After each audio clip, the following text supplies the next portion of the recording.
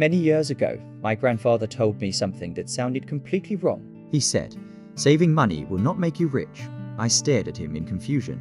Everywhere we hear the same advice. Save more, spend less, prepare for the future. But my grandfather simply laughed and said, "Saving alone is not the answer. Money must be taught how to multiply.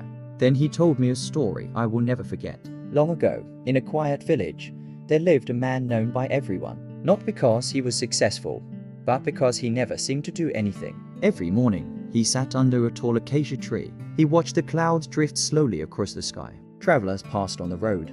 Farmers walked to their fields.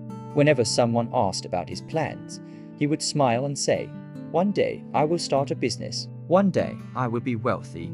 But that one day never seemed to arrive. At first, the villagers joked about him. Later, they stopped laughing because it was sad. Inside the small house, his wife worked from sunrise to night. She cooked what little food they had. She struggled.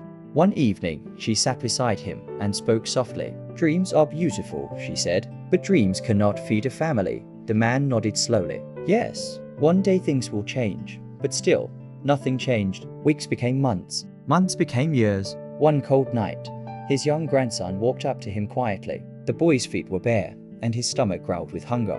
"Grandpa," he whispered, "is there anything to eat?" The grandmother opened the cupboard. It was empty. The old man felt something break inside his chest. He looked at the boy and understood.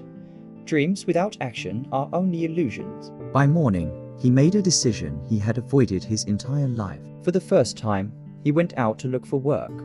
He became a laborer in nearby fields. The work was brutal. The sun burned his skin. His hands became rough and cracked. Each evening, he returned home exhausted. The family ate small meals. The grandson asked, "Grandpa, what did you earn today?" The old man showed him a few coins. "Not much," he would say, "but it is honest." But soon, he realized something frustrating.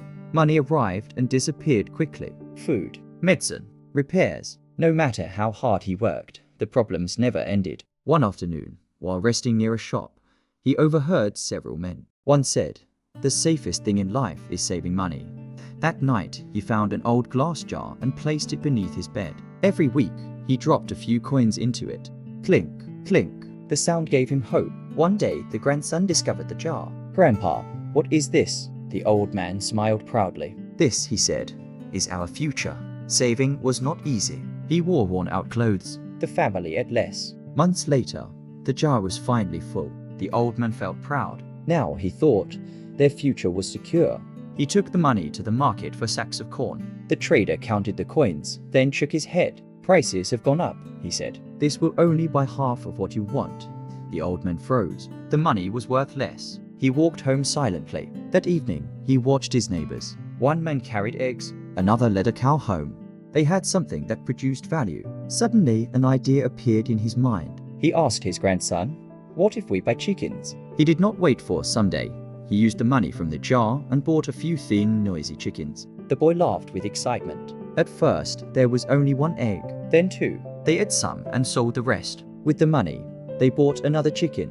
Soon, the small yard was full of clucking birds. Eggs became income. Income became opportunity. The old man began writing everything in a notebook. Neighbors started coming directly to his house to buy eggs. One morning, the old man held a fresh egg and said to his grandson, "Do you see this? This egg is more powerful than a jar of money."